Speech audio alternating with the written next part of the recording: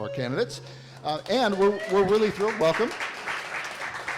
And we also just want to point out that the entire newsroom at WFAE worked together collectively and kind of all contributed from their different beats to generate the conversation questions that you'll hear tonight. So we really appreciate all of their work. Eli Portillo. Yes. Hi, thank you all so much for being here. I'm a little hot.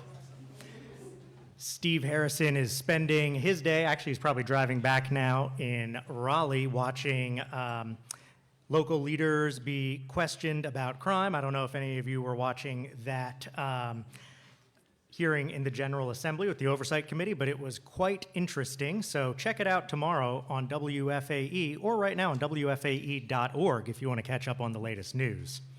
As Eric and Jane were saying, we've been kind of juggling things on the fly to try to split the large group of at-large candidates into manageable packets here, taking into account that a few people are last-minute scrubs. So we are going to do our best. Oh, Eric, you want me to? I'm good? Okay. When he makes a sound, I get nervous because he's the guy who controls all the mics and speakers. So we're going to have our first group of at-large candidates come up now, and it's going to be Sharif Hanan, Lee Altman, and Nichelle Dunlap.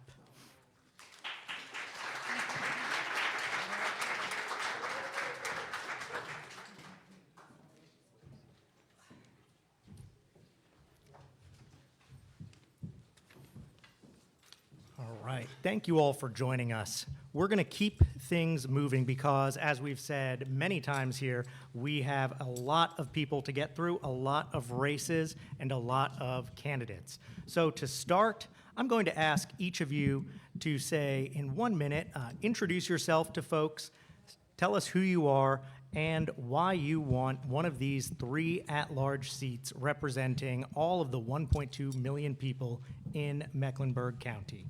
And I will go ahead, and I should just say, we're going to keep it to 1 minute, including with the answers to the questions we have here, so that we can keep things moving. So if I do this, try to wrap it up. If I say we need to move on, let's go ahead and really wrap it up. If Eric's hair catches fire, then we'll know that we're way over time. So I'll start with you, Sharif, right here on my left. Sure. Good evening, everyone. I'm Sharif Hanan, and I'm here to make the case for one of your 3 at-large votes. To be completely frank, I'm not the kind of person who dreamed of being in elected office, but when we see developers and big business interests steamroll our local government, we can't just sit around and wait for someone else to stand up. I have to really hand it to the current members of the board. They are excellent when it comes to talking about empathy and making people feel like they're heard. But unfortunately, they're also excellent at acting on behalf of developers and big businesses while residents of our county face an affordability crisis. So when you're choosing one of your 3 at-large seats, listen carefully and listen to our values, right? And see if you're not too familiar with local issues, ask about the global ones. I would bet the candidates who see no problem with American taxpayers funding genocide and ethnic cleansing also have no problem wasting your money on a militarized police training center and segregated highways for the rich. All right, and that's 1 minute. Thanks. So let's move on to Lee. Well, hello to everybody here and to all the listeners in the WFAE community. It's great to be with you. My name is Lee Altman. I am a mom of 3. I was a public interest lawyer for 17 years fighting for kids and families. And now in my 3rd term on the county commission, I am so proud of the work I've done with my incredible colleagues, many of whom are here today, to really move the needle for our residents. In my last term, I fought very hard for the transit plan because I know that we need more rail and a world-class bus system and microtransit so that we can ensure a great quality of life and access to opportunity across this community. I'm so proud with my colleagues to have invested $45 million in affordable housing. That's real solutions for people who need it. I am so proud that we fully funded CMS 3 years running. This past year, it's $666 million. Look forward to talking about more of our investments. All right. And Nichelle, number 3. So good evening. I am Nichelle Dunlap Thompson, Nichelle Dunlap on the ballot. I am a Charlotte native, born and raised, graduate of Myers Park, Queens alumni. Many of you all may have seen me on the television from time to time advocating for transportation safety on behalf of the operators and the commuters. I am a former CATS driver, which means that our public system right now, the attacks that we have had recently from a external as well as internal are of a grave concern to me. Public safety is a conversation that we need to identify how we redefine that. It is no longer an external component, but an internal component, which is the reason why I'm hoping that you all would give me your vote, that I can add more value to this community. Just in short, it was time for me to get off of the television and onto the ticket. Thank you. So for our first question, we'll stick with you. So CMS remains the county's biggest expense paid from local property tax revenues each year. A big part of that is the local supplement for teacher salaries on top of the state schedule, which starts at somewhere around just $42,000 for teachers.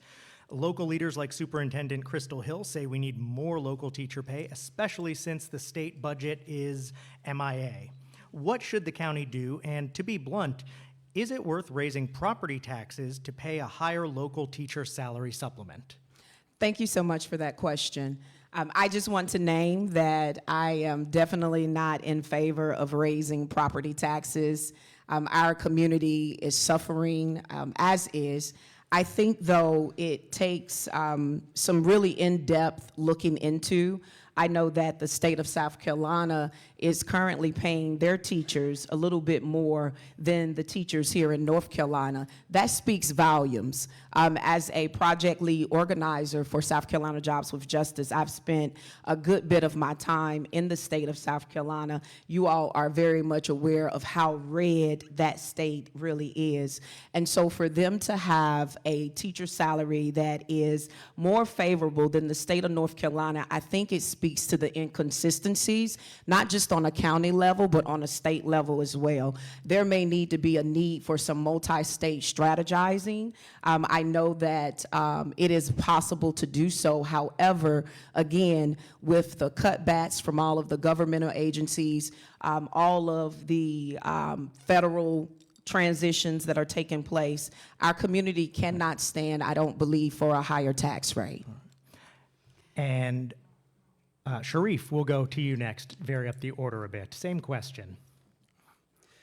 If you go to any parking lot in any school in this county, you'll see, in that teacher's lot, you will see Uber stickers and Lyft stickers.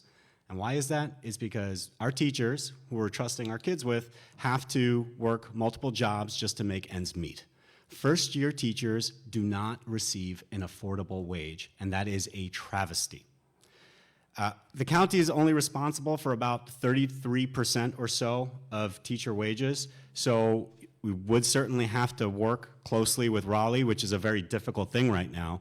But too often we see the county will rely on referendums when it comes to expenses and expenditures on education. So in 2023, a housing bond was passed to fund schools, to fund capital improvement projects in the schools, which is great, but that comes out to about $4,500 or so over the course of 30 years to pay back that bond. So it seems that anytime it's politically convenient, the county will push that decision onto the voters to raise taxes, but won't take the brave stance to find more money for teachers. All right. And Lee, same question to you. Thank you. So I'm so proud of the close working relationship between the Board of County Commissioners and Charlotte-Mecklenburg schools, our managers and our chair people and our boards. You know, when I got on the Board of County Commission in 2020, I think there was about 147,000 students in CMS, and the operating budget was in the low 500 million. We're 5 years later, and our operating budget this year for CMS is $666 million. That's a $166 million increase, even though the students the number of students who attend CMS has fallen by the thousands in the past 4 years. So let it be very clear, this Board of County Commissioners and I personally strongly, strongly support Mecklenburg County schools. We believe in public education. But the reason why there is a giant hole in the school board's budget is because the state is failing to direct about $429 million annually that they owe to our local teachers. And so that is the problem, and until we get the General Assembly to do their job, we're going to continue to struggle. All right. I said we were going to keep it tight, and we're going to keep it tight. So thank you all for listening and playing along there. It makes it so much easier.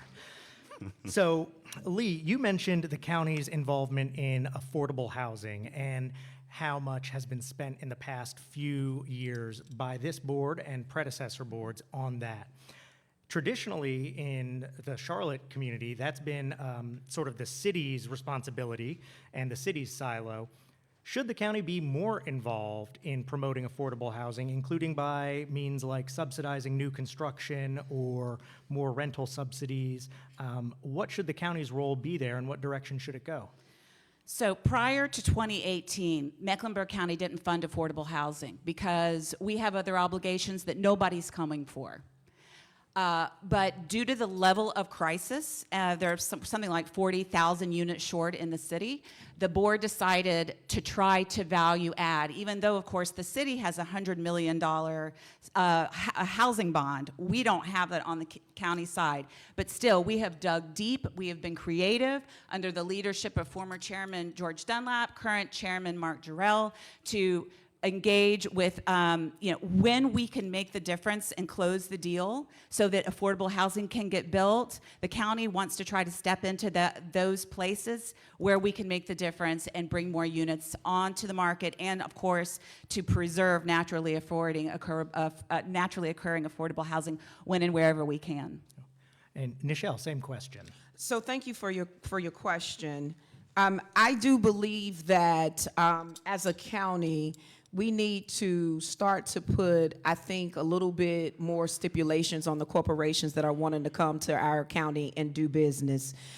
We know for a fact that this particular area, this region, is moving towards a complete 100% tax-free by the year of 2030 for our corporations.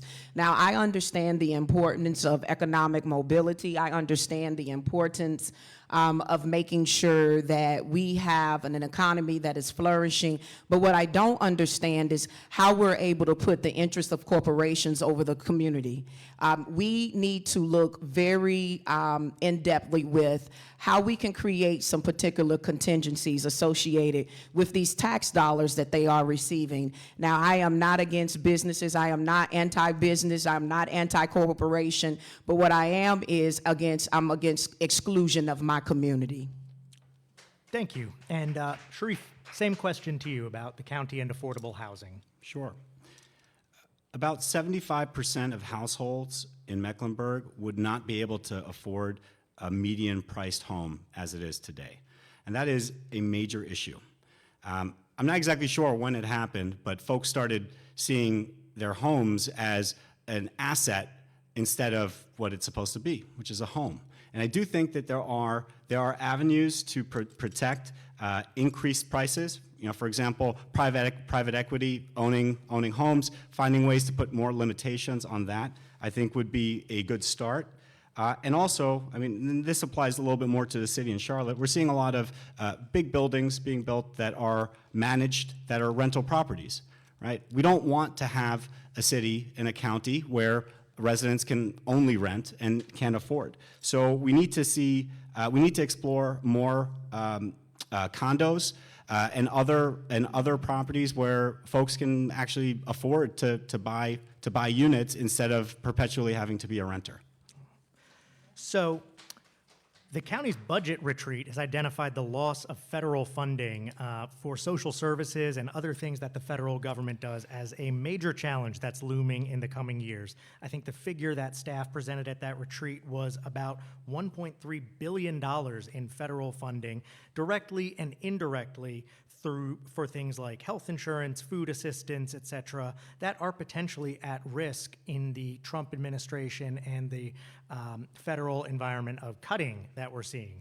So $1.3 billion is a huge amount of money. Obviously, that's not all going away. That's funding that's identified as potentially at risk. But what does the county need to do right now to prepare for federal budget cycles that could be pretty tough for the next few years, if not longer? And Lee, we'll start with you.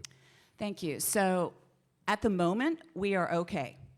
If the federal government does take away those levels of funding, we would have an enormous problem because it is not possible for us to replace that level of federal funding. We have a great county manager who has a lot of experience in crisis management, and we would have to realign a lot of expenses. But I want to go back and address this statement about interest of corporations over community. That's not happening in Mecklenburg County government. I mean, like, that's just a false narrative. We have recruited over 4,000 jobs over the last year with an average wage of $111,000. That's what we're doing in our Economic Development Committee. People cannot afford housing in part because they have stagnant wages, because they have low household income. We are working so hard and having great success in bringing high-quality jobs to this community. Thank you. May I And- rebut, please? Yes, you may respond to that and the question about the federal funding. So your choice. Thank you. So that would be advantageous if we had the majority of our schools performing at the level that they are supposed to be. There is a report, and I won't, quote verbatim here, but a great percentage of our schools are operating below the necessary required level to be able to obtain those positions that pays at $111,000. What we've got to do is we have to address this problem at the root, which is the training for workforce development, to be able to ensure that the mass of our residents will be able to be qualified for that 111,000 job, and not the marginalized communities that do not have access to the necessary training. Thank you. And Sharif. There is no doubt that there are economic tailwinds where the federal government will likely, at some point, provide less money to the county and to the city. And we're already seeing the state pulls back. The state will probably pull back some funding as well.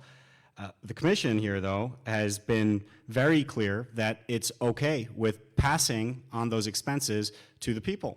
So the sales tax referendum that passed, the funding sources for transit extensions is now being borne in a larger percentage by residents instead of money that was coming from the federal government and the state government. And the county just too often, for example, like the Community Lifeline Project, without much of a debate, about 2 minutes worth of discussion, allowed them to put $120 million on the budget in the name of education for a law enforcement expenditure. We have to stop just throwing away money for these types of expenditures and May I have a rebuttal there? Yes, go ahead and respond, please. So it was actually in the name of workforce development and education. The Community Training Center for law enforcement, for fire, for medic is something that this community needs and wants, because our first obligation is public safety. And, excuse me, I'm talking. Yes, let's let our folks up here talk. Sorry. Thank you. So I heard Chief Patterson talking today about the vacancies with CMPD. Do you think that we can have the kind of public safety that we owe this community when our law enforcement cannot fill seats? Do you think that police might be more stressed if they don't have enough coverage over the areas and the jobs that they have to do? So we owe it to the community to be sure that we can meet our law enforcement needs. Well, we're going to leave this topic Can I there. rebut? Can I rebut that? We're going to leave this topic there. We've had a couple shows, at least 2, on this center and Charlotte Talks, and I know we're going to be covering these issues more on the show, but we do have so much to get through, and we're going to have to leave that topic there. So one last question here for each of you, and it's a little bit different. This is all but certain to be another 9-0 Democratic county commission based on what we've seen the last few years. And that's despite there being somewhere around a quarter of the county being Republican and somewhat more being unaffiliated voters. Is that a problem in the way that people are represented? And as candidates for at-large representing everyone in the county, how do you feel about that? And Sharif, we'll start with you for this final question. As a county commissioner, I would represent 100% of the people that live within this county. And it doesn't matter what their political affiliation is. We have to make sure that we're meeting the needs of our residents.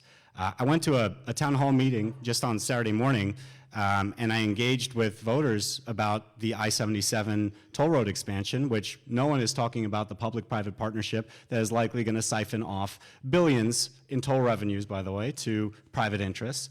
And right after the kind of presentation was done, I went right to a gentleman who was wearing a MAGA hat. And you don't really see too many of these in Mecklenburg.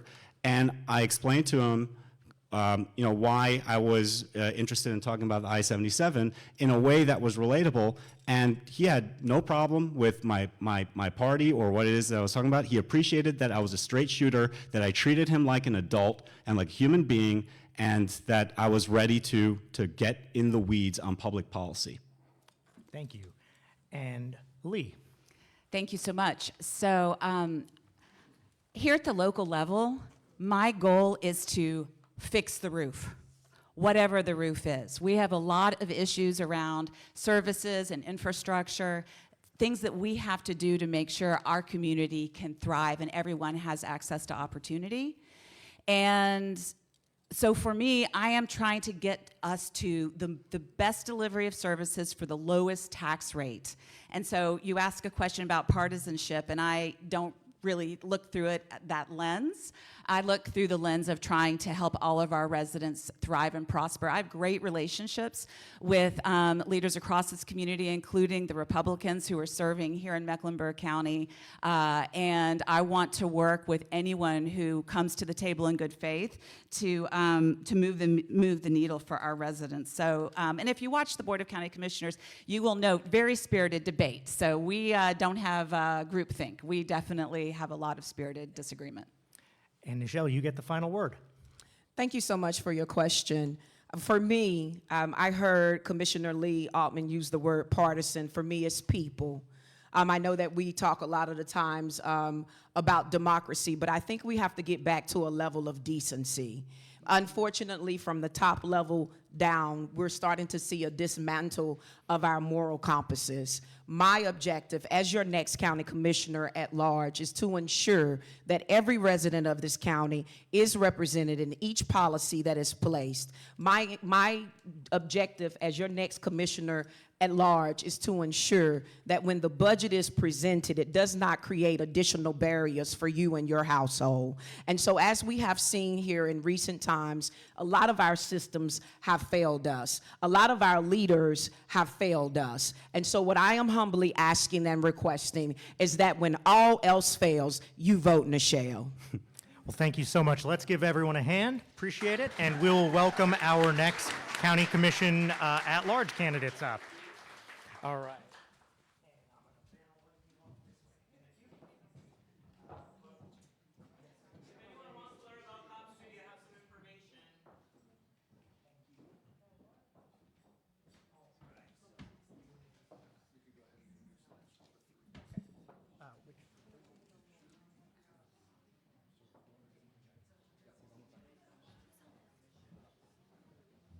We're going to bring our next group up in a moment here.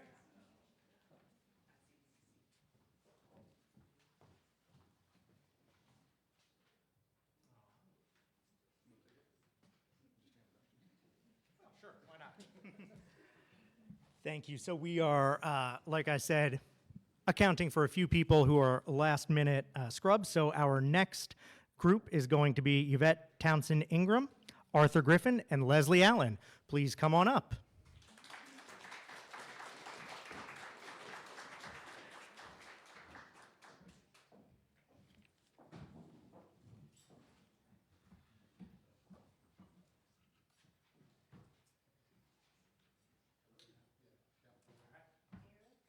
And we are also going to call up Tony Emahill, please. So apologies for the logistical confusion. Like I said, with the odd number, we originally had 3 groups split up, 2 people not here. I'm trying to do math in my head, but there's no way to do that evenly. So please come on up. We are going to get another chair up here.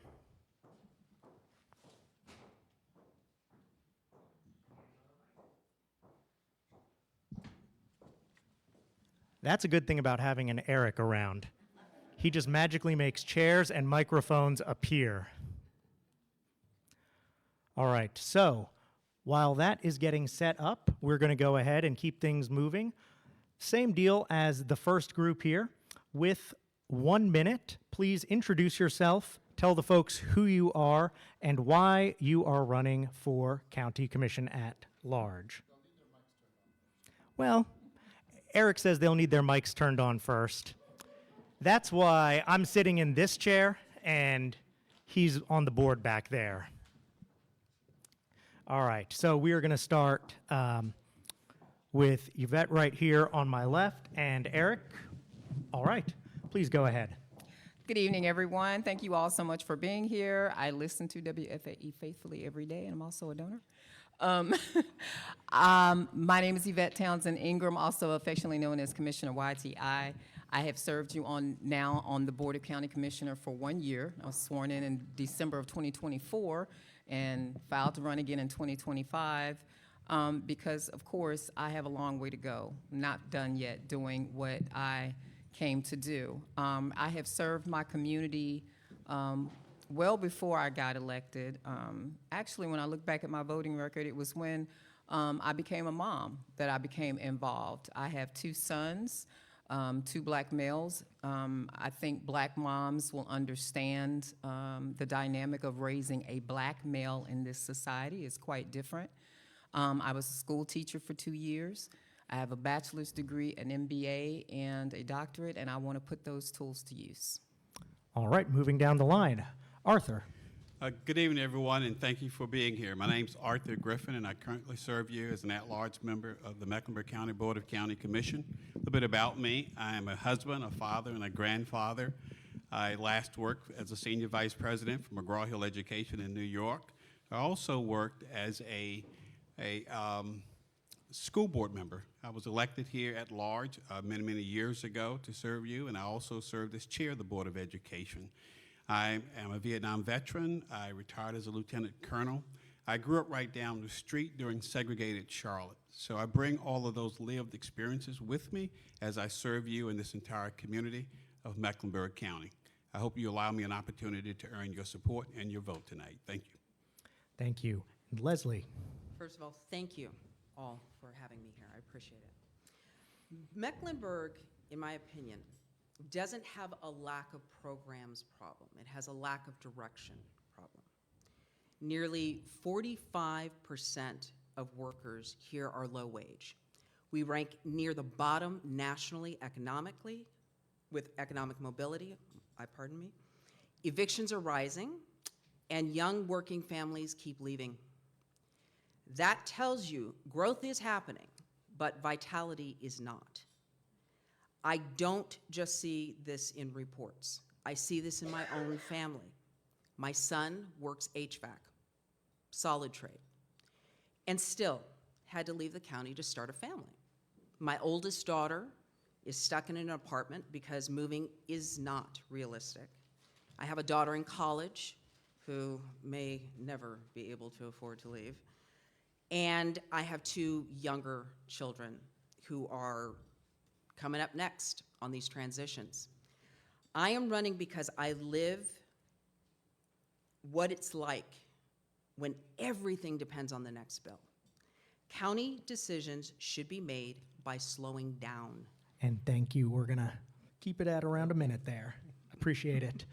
And Tony.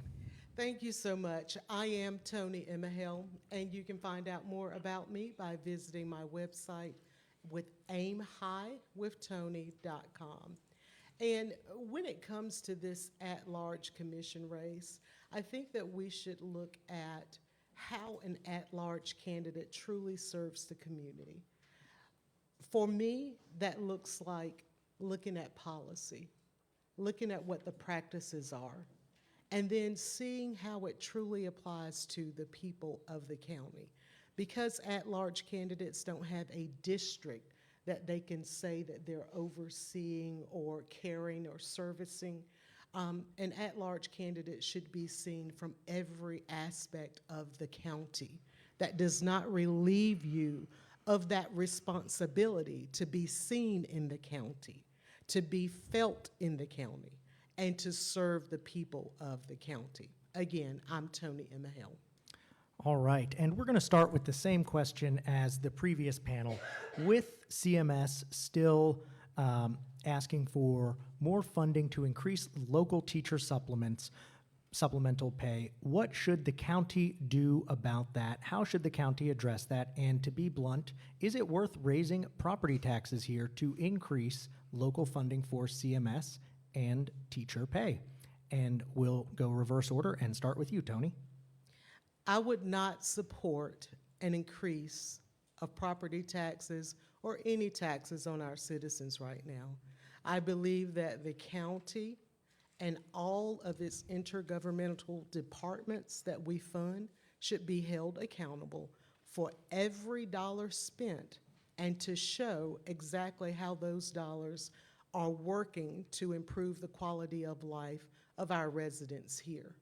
That being said, including CMS needs to be held accountable for how those funds are being spent. Currently, the county is shouldering costs that belong to the state, but again, we need to make sure that we bring accountability to what's already been spent. Thank you. And Leslie, same question. Well, the state sets teachers' pay, but the county decides whether teachers can afford to live here. Right now, too many can't. I would push for bigger permanent county supplements, fix school buildings before funding flashy projects, and use our leverage to pressure the state to raise pay. If we value kids, we have to value the people that teach them. Boost going to early career teachers who are getting priced out. I'd also put money into fixing school buildings and easing costs like housing and childcare. Thank you. Arthur. I bleed CMS. I spent 17 years on the board. I chaired it for 5 years. So there's no one, I think, that cares more about teaching and learning than I do. Absolutely. We need to try to do what we can do to do as much as we can for supplemental pay for teachers.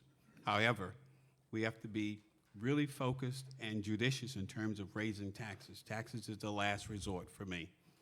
When I look at what we're doing here in Mecklenburg County with respect to education, I'm always going to support targeted funding.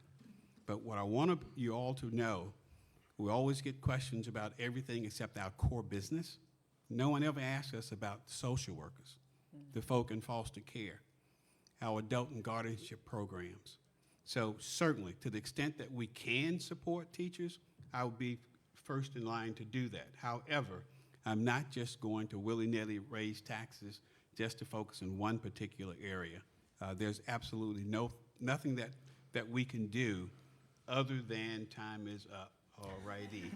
Okay. Thank you. All right. Thank you. And Yvette. Thank you for the question, because I'm glad that there is concern about teachers. I taught in CMS for 2 years, so I know that side of it as well. A tax, I would not look to raising taxes because it would be regressive and it actually would defeat the purpose, and we couldn't impose a tax that would actually generate enough money to close the gap. We basically supplement the state about $484 million a year, almost $500 million a year. So we have to find other ways of bringing new talent in. Maybe there are incentives that we can provide teachers. Maybe we work on school housing, the housing for school teachers. I know that we have a better relationship with the board now so that we can work on those issues. Primarily, our job is just to write the check. But we are now also being invited to offer things like incentives, things that we can work on to work on the problems that, you know, would encourage teachers to stay and encourage them to live in Mecklenburg County. So Mecklenburg County has long ranked near the bottom in per capita park space and park access as measured by the Trust for Public Lands. With more people moving here, growing development, land is becoming scarcer and more expensive. How should the county approach this? Should the county be spending more to acquire parkland? And what should Mecklenburg County do? And Arthur, we'll start with you this time. Absolutely. I think what we've been doing is purchasing land at about $30 million or $50 million a year. We'll try to do that as best we can, but we have to balance that with other priorities. But we also can be creative. When I chaired the Board of Education, we always purchased more acreage around a school than was necessary. There's a lot of surplus land in Mecklenburg County that government owns that we ought to be able to utilize to creatively to provide recreational opportunities at a lesser cost. We shouldn't always look for spending taxpayer money first. Let's be creative about the resources and assets that we have in place before we move forward. But certainly, I treasure parks, I treasure recreation facilities, and wish we could have all the recreation facilities that money can buy, except I'm using your money. So I got to be judicious in terms of using those dollars. Thank you. And Tony, let's go to you this time. The first thing that I would say that the county needs to do differently is listen to the residents, come out of the office, come out from behind the computers, and connect with the residents, listen to and hear the felt needs of the community, because not enough of that's being done.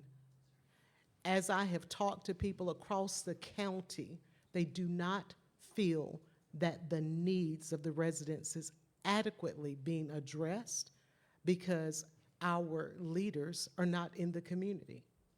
And when we sit at the table of decision, those decisions should be made based on what the community needs and what the community feels and what the community that's here, not preparing for those who are moving here, but the community that is here is being neglected. So that is the first thing that the commission needs to do. All right. And Yvette. So I agree wholeheartedly with my colleague, Commissioner Griffin.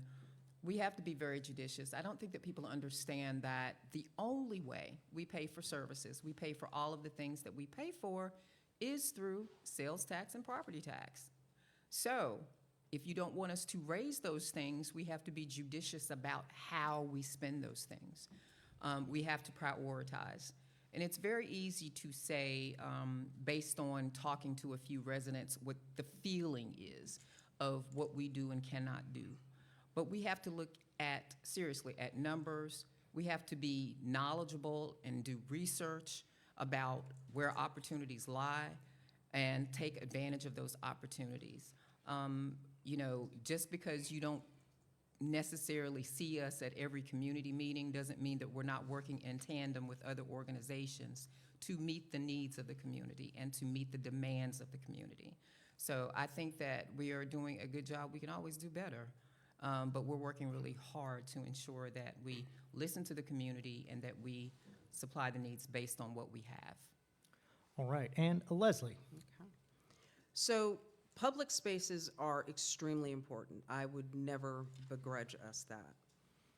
But spending, if spending doesn't reduce displacement and homelessness, it needs to be restructured. It just does. We should be focusing on preserving existing housing, reducing eviction, while tying, housing investment to local wages and jobs access. Having green spaces is wonderful, but we need to take care of our own, and we need to listen to our own. Can I have a rebuttal? Brief. Brief rebuttal? Yes, let's keep it brief. I would say that our commissioners need to move away from making excuses for why we aren't wholeheartedly engaged with community engagement, because that is the first place where research starts, is community engagement. All right, and you may Well, have a brief rebuttal as well. Yeah, the question about engagement. When I ran, I went down to Mint Hill, talked to the mayor there. The mayor indicated that affordable housing was a concern. When I was in Davison, talked to Rusty Knox. He said affordable housing was a concern. When I talked to Ms. Jones on Beatty'sford Road, she said affordable housing. But what they specifically were talking about, things that were different. In Mint Hill, they wanted senior citizens to be able to live in their homes in a quality way without being pushed off. In Davison, North Carolina, it was different because it was the price of the dirt up there to buy a house. On Beatty'sford Road, it was about displacement and disinvestments. So I do, when you go to see Ms. Washington on Dixie River Road, the concern about the River District potentially moving her out of her neighborhood because of a lack of water and sewer being tied in. So at least the commissioners I know go sit on front porches and don't go to echo chambers and listen to regular taxpayers about their concerns. All right, and we're going to leave that there and move on. This question is a little bit different. Want each of you to name one thing or one area that the county is not spending enough on and should spend more money on, and one area where the county is spending too much and should spend less. And Leslie, we'll start with you this time. Spending less? Spending more and spending less. Let's see. So where I'd like to see the county spend more money on is honestly getting our wages higher. We have entirely too many people with low income and too many people and children who will not stay here in Mecklenburg County. They will move on. That needs to change. Where we need to spend less money are on, frankly, big projects like Cop City.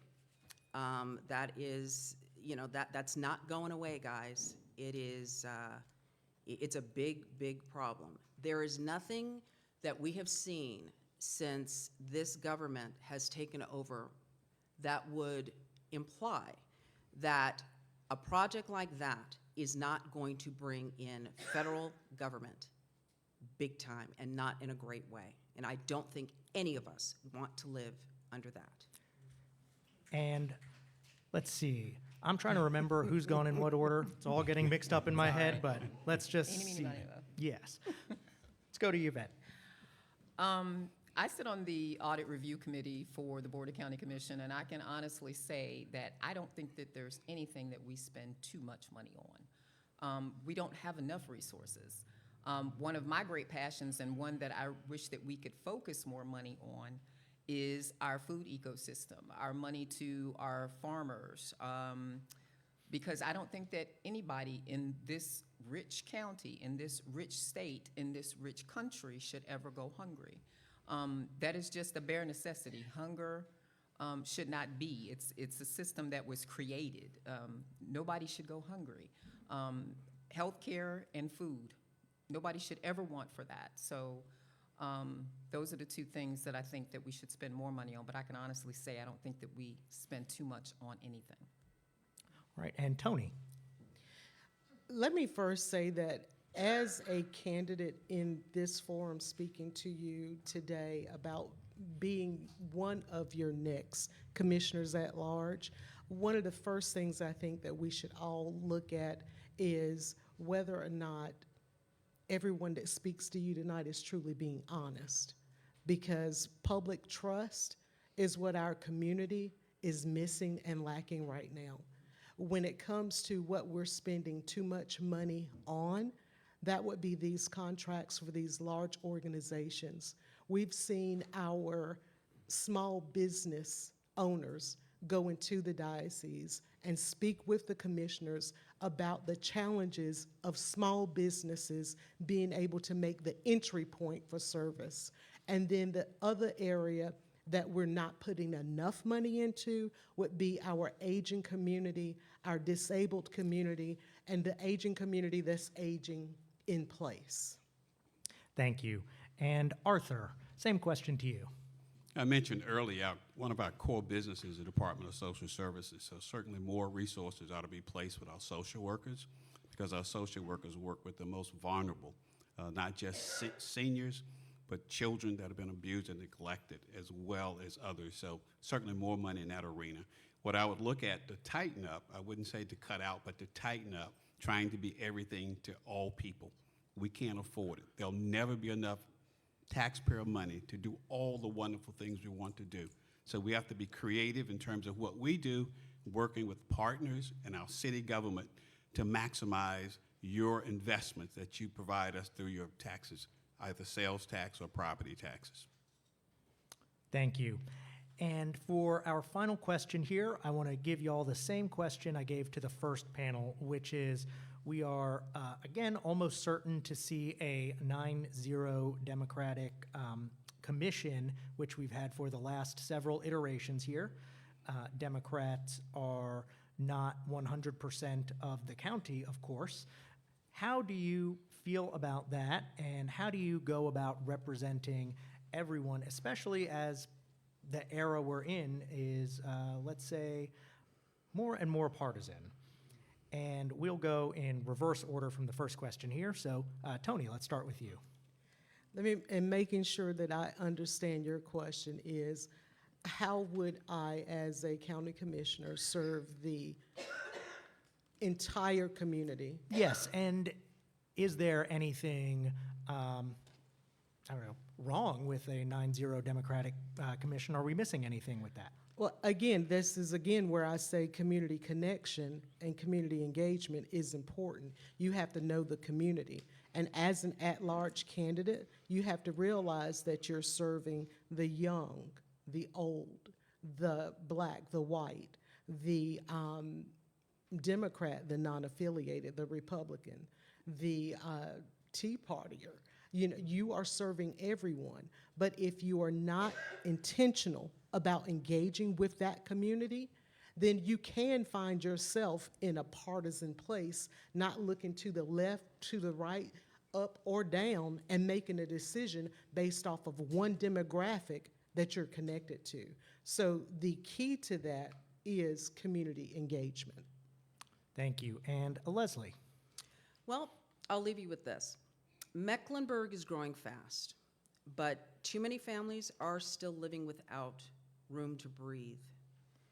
Nearly half of our workers are low-waged, young families are leaving, and too many decisions feel rushed without asking who carries the cost if they don't work.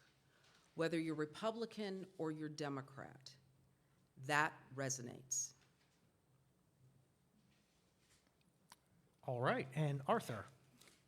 You know, I spent 17 years on the school board. I've always run at large. That means I represented people from Mint Hill to Davison to Beatties Ford Road. I've never lost an election because I listen to people from all walks of life. In terms of what we need to do moving forward is to continue communicating, continuing to understand what's going on in this community, and delivering on that promise. I've tried to be as authentic as I could be, and people will always know who I am. When I was at school board, children are not Republican or they're not Democrats. Mm-hmm. When you see an abused child in the street, they're not Democrat or they're Republican. Or a senior citizen that's hungry, that's not Democrat or Republican. If you look at the core business for the county, there's no room for partisanship. It's about people and services. We hold the basket where people have fallen through the cracks, and we're doing our darndest to try to help those folk get back to life. They're not Republican or Democrat, they're just people in need. Thank you. And Yvette, you get the last word here. I was going to tell you about the op-ed that I wrote about this specific thing, but I like the question. If someone calls me from the county and asks me for help, I don't ask them if they're a Democrat, Republican, or independent before I give them an answer or try to help them. I have a value system, and that value system pretty much mandates everything that I do. So if it is something that I have presented to the public, this is my system of how I do things. Doesn't have to be progressive Democrat or conservative Democrat or whatever. It's my value system. So I try to work for everyone. I don't look at people in those ways. I look at through the lens of where I pretty much have come myself, because empathy is my superpower. I look at your situation and I help you from that, not based on your party affiliation. Thank you. All right, well, thank you. Let's give them a hand. Appreciate you all coming up here. All right, and we are going to usher you off to my right here.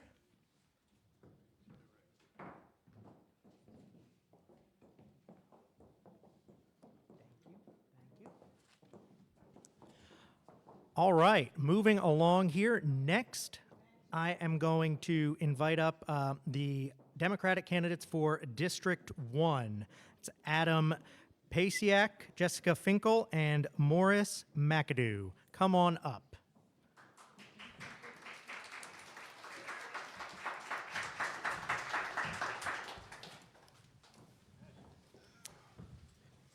All right, thank you for being here, and Eric's just going to help adjust your microphones really quickly.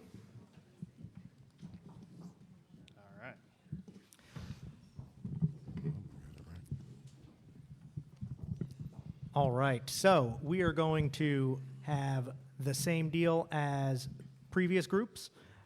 We'll take 1 minute to introduce yourself, let us know who you are and why you are running to represent District 1.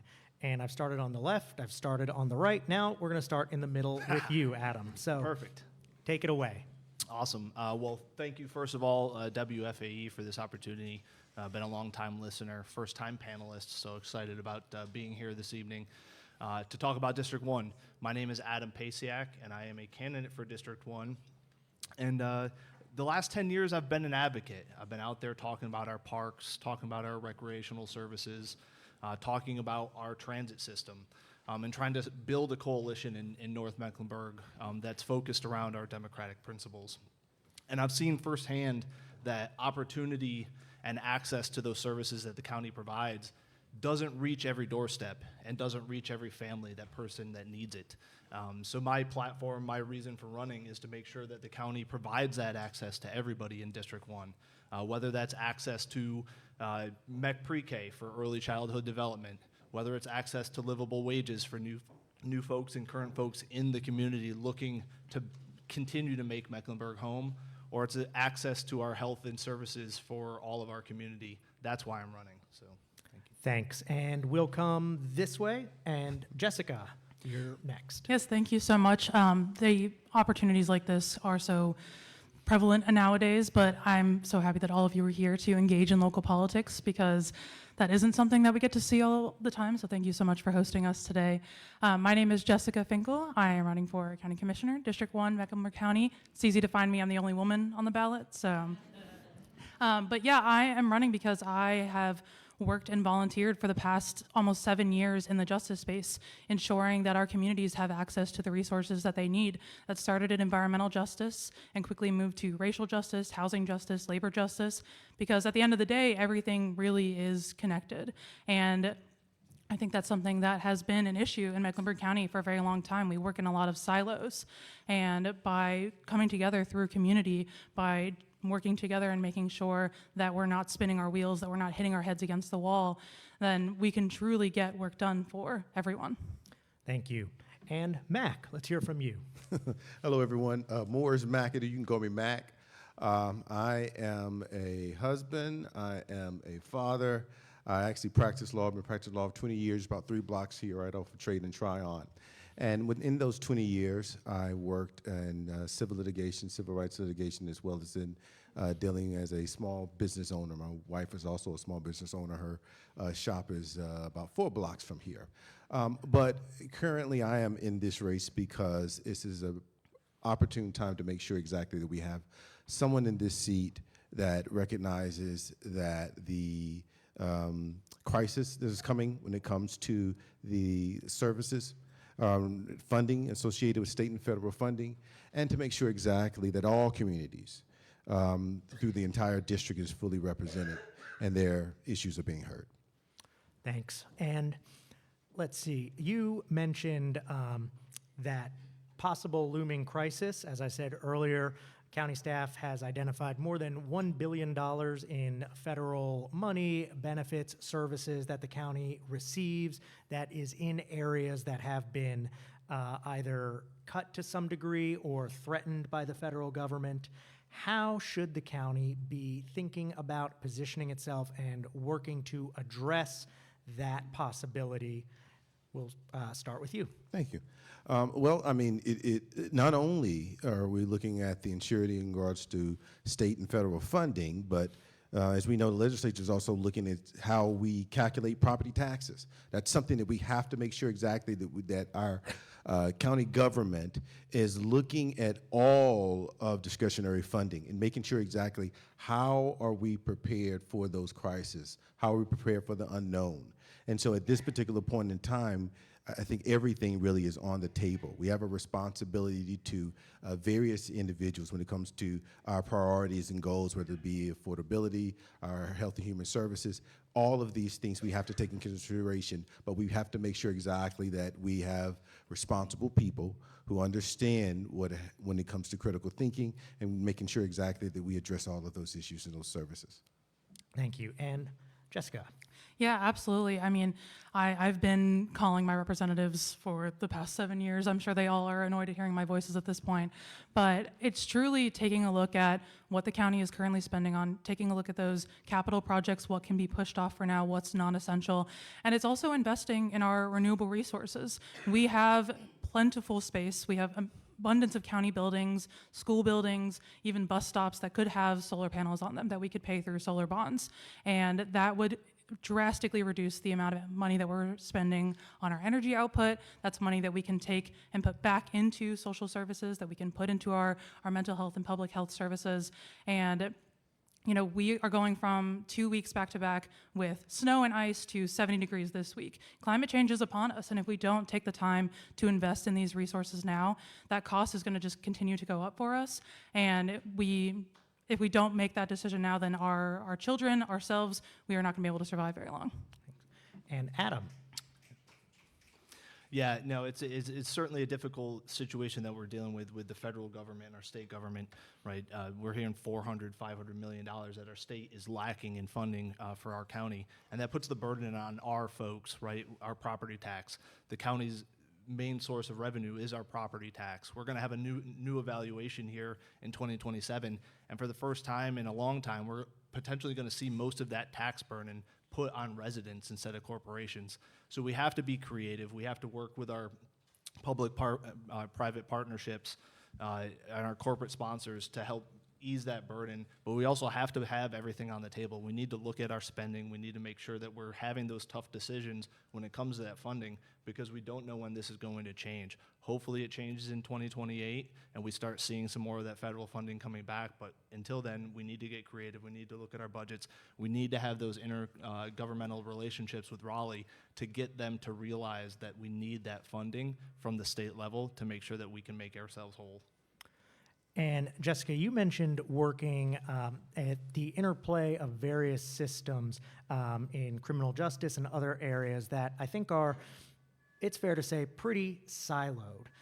What are some areas where you think the county, the city, sheriff's office, state, whatever entities you want to pick, should break down some silos? What are some concrete areas where something is being done by multiple groups or in a disconnected way that should be integrated, brought together, and rationalized in some way. Yeah, absolutely. I mean, I think that first starts with taking a look at which nonprofits and grassroots organizations are already on the ground doing the work, because they have the relationships with their communities. They know exactly what they need, and it needs to be focusing on giving them the money rather than paying corporations or paying, other entities millions of dollars in order to do the work that these grassroots groups are already doing.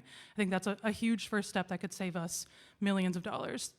And then I think it's also looking at how our housing is impacted by the environment. It's looking at how, in racial justice spaces, we have a lot of communities like in Beatty's Ford Road where the housing is not susceptible. People can't live there long term, and that is not only a housing issue, but it's an environmental issue. If we can insulate our homes, if we can put in new windows, put in new doors, just put in insulation in the crawl space, then that can allow people to not only survive in those homes for longer, but also, create that generational wealth and put down roots long term.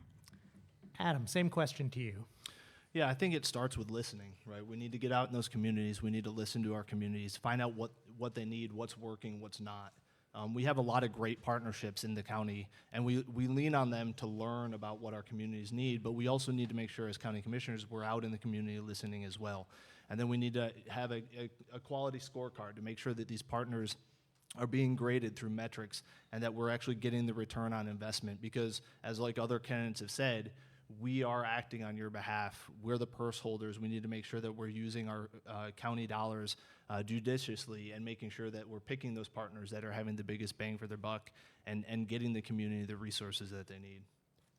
Can you repeat the question again? Yeah, so what's an area where the county is doing something and other agencies, other governments are working on it? What's an area where we need to break down a silo, a wall, and do something in a different way? Oh, okay. In District 1, we have a particular community called Pottstown Community. Pottstown Community, historical African-American neighborhood that has county property and buildings that is dilapidated. Actually, if you go there this morning, children would have got on the school bus looking at broken windows and things of that nature. We have to, when I think of listening to the community, working with others, we have to actually understand exactly that when it comes to services, it involves equity as well. All neighborhoods, all parts, not in regards of those that are more privileged, but all parts of government. So that's one of the things I think that can be done, particularly here in District 1, that needs to be done, because I do believe exactly if it's county property, it should be county responsibility, and that should be one of the priorities for the individuals stepping up to be next county commissioner. And I'm going to ask a question that ties to something Commissioner Griffin mentioned in the last panel, and that is the different meaning of housing affordability in different areas. This is a big county. I believe more than 560 square miles, 7 municipalities, many different income levels. What does housing affordability mean in District 1, and what does the county need to do in District 1 to enhance, improve affordability? And Adam, we'll start with you on this one. Yeah, I think when you talk about housing affordability, it runs the gamut. We need wraparound services for everything, from either rent stabilization, rental assistance, but then also we have residents, Morris mentions Pottstown or Smithville, that those residents are being pushed out because their property values are increasing. So we need tax relief for those folks.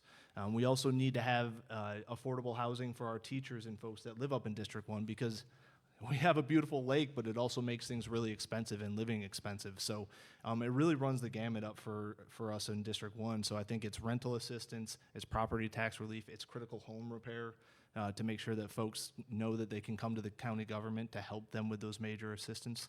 And then I think it's pre-planning, looking at our UDOs and making sure that we're working with developers, bringing in the right amount of mix of affordable housing on any type of new development that comes in. And Mac, let's hear from Absolutely. you now. So what's so unique about this particular point in time, is that in District 1, we're right in the heart of the expansion of the Red Line. We know what's going to happen with that, and we know what we could do in regards of having adequate transportation for individuals who can find work development in different parts. So, you know, this is a opportune time to make sure exactly that when we think of affordability, that we are intentional. Unfortunately, you know, Huntersville area, it's difficult. You're in the middle of gentrification. You're in the middle of so many different property things that's going up currently right now. And so at this particular point in time, you know, I think we have learned enough with the contributions we've made to make sure we're making we have smarter decisions and making sure exactly we are effectively meeting the budget numbers that we need to accomplish that. And Jessica, same question for Yeah, you. and I absolutely, I think that is a great point about our transportation, because for so long in transportation choices that the county has made, we haven't had affordable housing on public stops. And that really makes it difficult for people to get to work, to get to the grocery store, get to their doctors. And just because the housing is affordable doesn't mean that the transportation is affordable. So we need to start with that. You know, any red line expansion that we're getting up in District 1, we need to make sure that housing is being built in accessible areas. And then it is also making sure that people can stay in their homes. It is, you know, making sure that they know that the county has all these funds together, the low-income energy assistance programs, that there's money through the Inflation Reduction Act that people can apply for, and ensuring that this information is out there. I think there is a huge amount of money that the county has, that the state has, that people don't know about to, you know, become first-time homeowners, to build their homes. And if we can get that education in people's hands, then we can ensure they can put roots down here. So representing a district, of course, is different than being an at-large member, because you are representing a defined area within the county, not the whole county. So for the final question for each of you, tell us what's the most important single issue in District 1 and how you would work to address it on the county commission. And we'll just go ahead in reverse order and come on down back to me. So, Mac, you are up first. Yes. Affordability. And when I say affordability, that also comes to when we speak of healthcare and mental health services. We know exactly the crisis that we have. We know what's going on with state and federal funding. What we have to do is make sure exactly that we are investing in areas that we haven't, making sure exactly that when it comes to mental health services, that it's being expanded in neighborhoods, and make sure it's accessible, whether it be making sure exactly that our Health and Human Services set up workshops, work with communities, our churches. Those are the things that we have to do to make sure exactly that we are addressing both the mental health needs, which also can be a barrier to affordability. And Adam. Yeah, I think when you look at the surveys throughout the county, and District 1 is no different in this aspect, is affordability, whether it's housing, transportation. You know, we need to make sure that living in District 1 is affordable and accessible to everybody. You know, whether it's our design and development around our green spaces and finding affordable ways to recreate, or, you know, being able to get your kid to a pre-K location because it's not easy and cheap to find affordable health or childcare up there. And then it's those health services and making sure that we have affordable options for all of our residents, because quality healthcare shouldn't depend on your income and your zip code.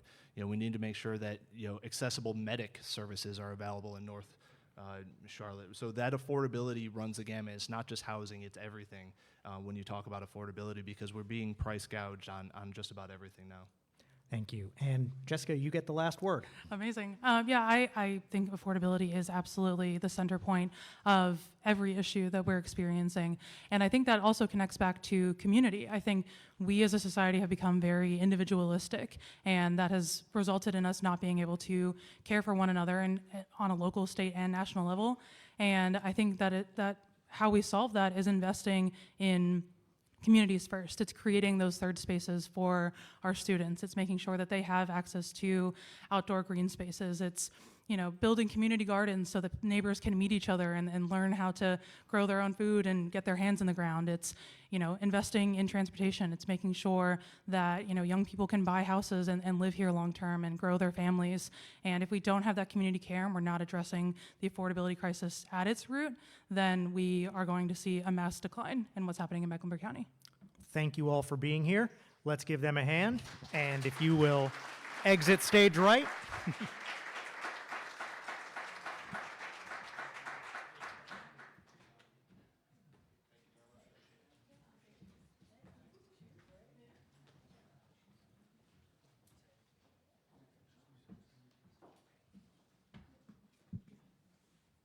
All right, we are rolling along. Now we have District 2, and unfortunately, Vilma Leak was not able to attend, but we do have Monifa Drayton here, so if you would like to come on up. We're going to do this in an abbreviated format because it wouldn't make much sense otherwise, I guess. So we're going to do this, like I said, just if you would introduce yourself, tell everyone who you are, why you are running to represent District 2, and then I have a little statement that Vilma Lee shared with us about her priorities. Then I'll ask about your, same as the last question for them, biggest issue in District 2 and how you would address it. But let's go ahead and start with you taking a minute to introduce yourself and tell us why you're running. All right, thank you so much. So I'm running for District 2 because I can do two things at one time.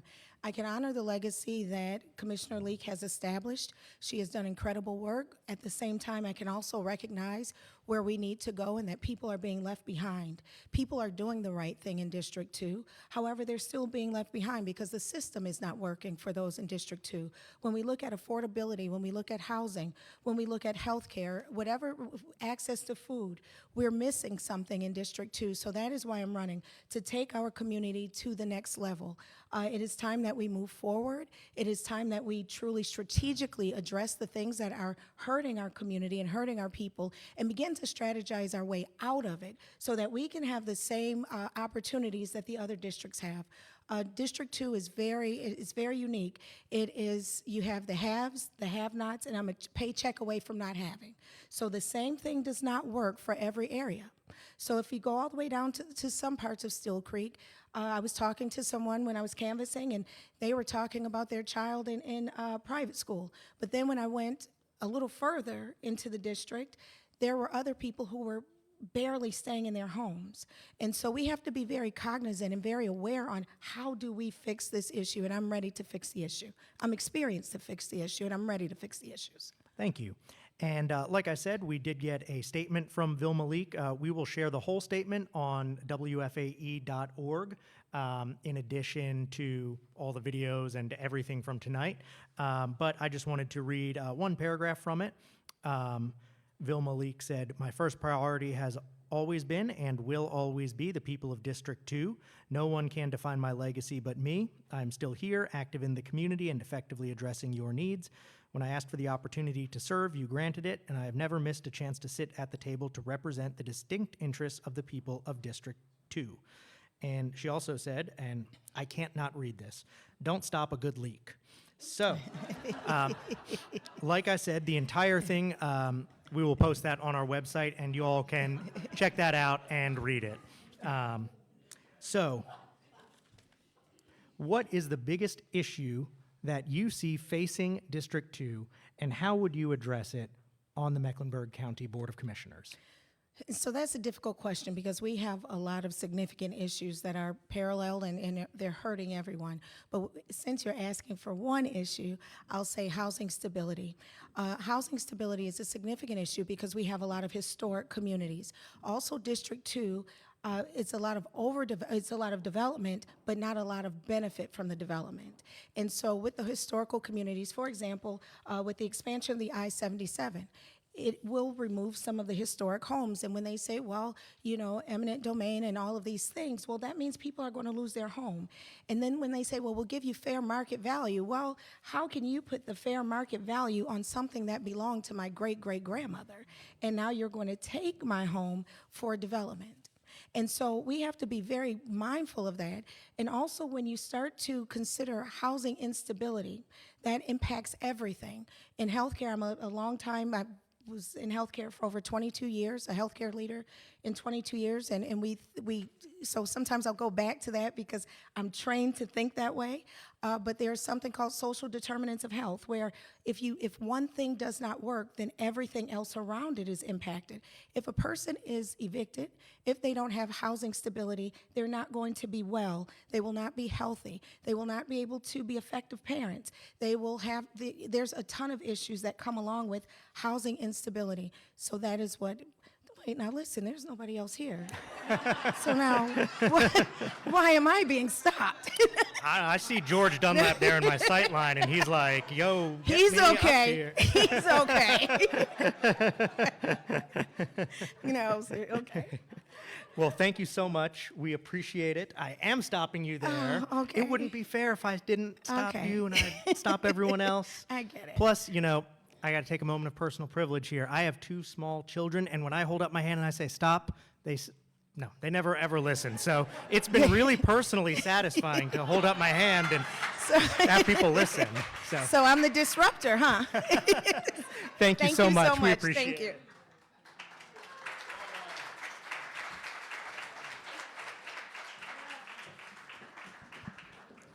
All right, well, now we are here at the final panel we've got, and I'm going to invite George Dunlap and Phil Carey up. We are going to hear from the candidates for District 3. So please come on up and join me here.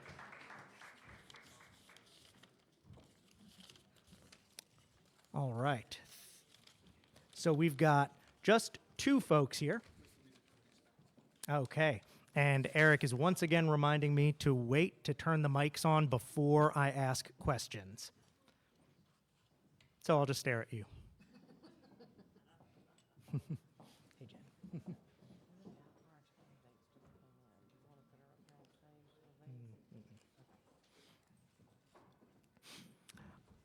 All right, thank you. We are going to go ahead and get started in the same format. I think by now we know the drill, so let's take 1 minute to introduce yourselves. Let us know who you are and why you are running to represent District 3. And Phil, we'll start with you. I'm going to start with, I have my website out there, and I'll share some information with all of you, www.carryfor3.com, and I'll tell you a lot about me personally. I just want to take these 45 seconds to kind of talk about my upbringing, because that's important to me, and it's something that is important to my family.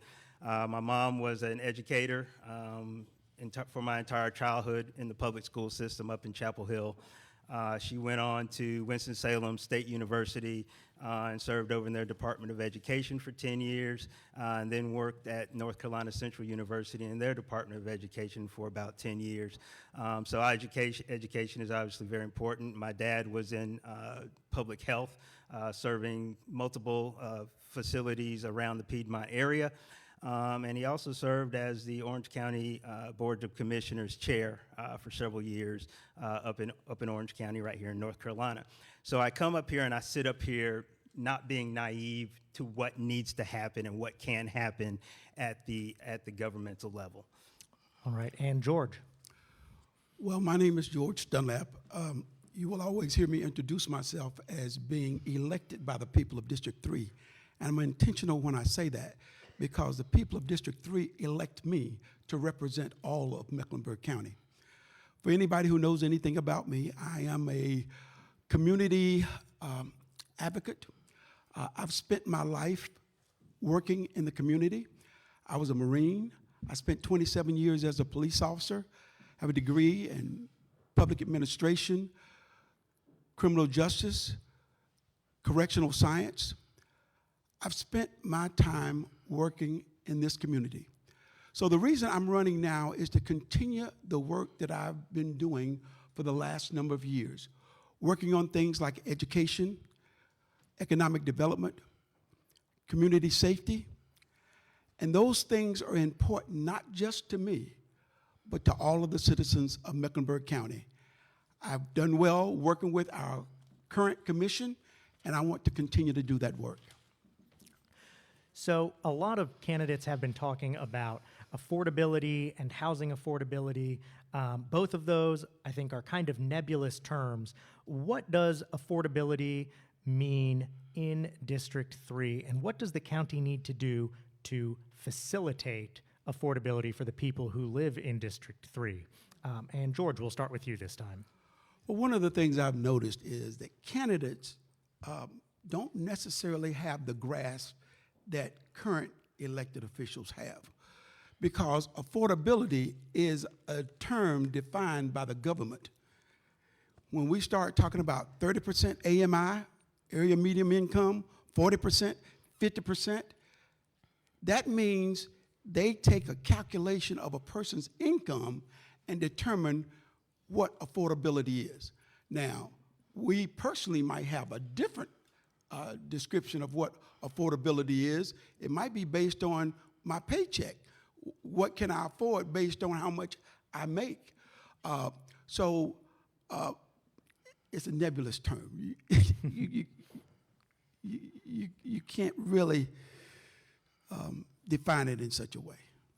Thank you. And Phil, same question for you. Could you just ask that the first part again? Yeah, Just to make sure I'm what does understanding? affordability mean in District 3? And what does the county need to do to facilitate affordability for residents of District 3? So affordability, especially in District 3, is going to be a little bit different. Yes, we've got housing affordability and issues with that, but this goes beyond just affordability of housing. It's the affordability of transportation. It's the affordability of health care, health services. And so for us in District 3, and this is where my opponent and I will disagree, we are supposed to advocate for District 3. And so when I'm out there talking and meeting with people, that affordability actually doesn't mean anything or doesn't mean as much for us in District 3 because we've got an overarching crime issue. And so it doesn't matter if you've got affordable housing, it doesn't matter if you have affordable transportation, if you are constantly having to deal with crime in the areas where you live. So I want to get back to that for in a second, but first I want to pick up on something that I've heard from both of you in different ways. You said people from District 3 represent me to elect me to represent all of Mecklenburg County, and you said it's important to say you represent District 3. Why is there that distinction? How do you both define that, and why do you make it? Well, if you listen to some of the candidates, they'll explain it to you. If you don't have buy-in from the other commissioners, you get nothing done. Now, my opponent has degraded the fact that I've been able to get new buildings and other new things in the district. That's nothing to him. But the fact is, those things wouldn't happen if you didn't have the buy-in of the other district representatives. So it's important to have somebody who can convey the needs of the district to get other people to buy in order to get things done. And Phil. And I'll start by saying, number one, I didn't degrade anything. The issue is that a lot of the equity policy that the Mecklenburg County Commissioners have put into place automatically put into place that new buildings are going to be done throughout all of the districts, okay? So what I'm talking about is much more specific and very clear from the people of District 3. They want to be represented by someone. They want to be advocated for someone. And so you talk about degrading. I've been in politics since I was a teenager, all right? I've canvassed, I've done everything. I talk to my dad weekly. County Commissioner, first black chair of the North Carolina Association of County Commissioners. And you're gonna sit here and tell me that I don't understand the necessity of working with other county commissioners to get things done? That's wrong. All right, we're going to bring it back to the issues that the county commission deals with here. What do you think the county is spending money on that it shouldn't be or should be spending less on? And what is an area you think the county is not spending enough on where it should increase investment? And Phil, we'll stick with you here.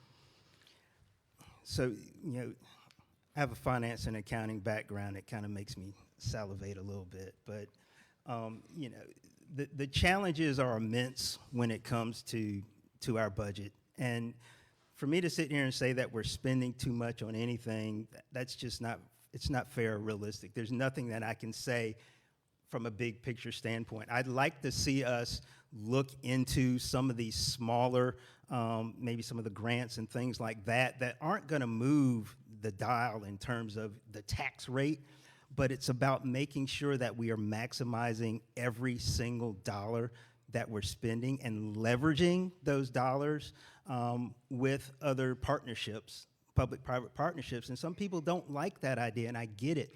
But when you're in a hole in a high-growth area, leveraging those partnerships has to be something that you look at and focus on in order to get things done that can't be done through because you don't want to raise the tax rate. And George, same question to you. Well, I can't think of anything that we're actually spending too much money on. I do have a preference to what I think we ought to spend more on. And to understand this, you'd have to understand my upbringing. I'm one of those people who was on welfare. A lot of you don't understand what welfare was when you had to go and get your Spam and your cheese. That was and the powdered milk and the powdered eggs. That was before they had EBT cards. So you have to understand where I come from. And when you understand that, I see that need still exists in our community. And if there's a place that we ought to spend more money on, we ought to spend it there. Why? Because people like myself are a product of what happens when you go through that system. And as we wrap things up and bring it on home here, final question for each of you is, what is the biggest issue that you see impacting the people of District 3, and how do you plan to address it in the coming term on the Mecklenburg County Board of Commissioners? And George, we'll start with you. Well, I'll tell you what they tell me. They tell me that they're taxed to death. And to a degree, I agree with them. I've said that we need to do more belt tightening than anything else because this community is almost stretched out when it comes to increased taxing. And so I'd like to do what I can to make sure that we maintain a lower tax rate. Now, you have to remember, this community has also agreed to tax itself. The new sales tax that we've implemented, the property tax for building more schools and renovating others, those are things that this community has said is important. And if they say that's important, then who am I to stand in their way to fund the things that they say are important? And lastly, I'll just say this. We don't just do things in a vacuum. We are constantly doing surveys in contact with the community to find out what it is that they want. And trust me, when we talk about the issues that are important to us, we're telling you that these are the issues that the community has said is important to them. And Phil. And so when we talk about affordability, health services and that sort of thing, without question, those are critical. But in District 3, it's crime. Okay, and when we talk about the survey that my opponent mentioned, it's up there, okay? It's something that hits our community and the people that I'm talking to on a daily basis. And it doesn't matter about your housing, your health, this, that. When you are having to face that on a regular basis, right, it impacts you in multiple ways. And so that, for me, is one of the most critical things. And so we've had this discussion before, and yes, there's an intergovernmental relations group. All right, that's great. It's wonderful, and it's starting. It's fairly new, and it works. It's great. But what I'm talking about brings it from the bottom up, and so it means me as the District 3 County Commissioner, working with my cohort on the City Council, coming to one of the worst crime-ridden areas of Mecklenburg County to fix it. I'm out of time. Thank you all so much. Thank you for being here. Thank you, folks watching online. These recordings, the entirety will be available on WFAE.org and through the League of Women Voters. Thank you to all the volunteers who helped organize this, and don't forget to get out there and vote. March 4th. March 3rd. Oh, my gosh. Come on, man. No. I was so ready. March 3rd.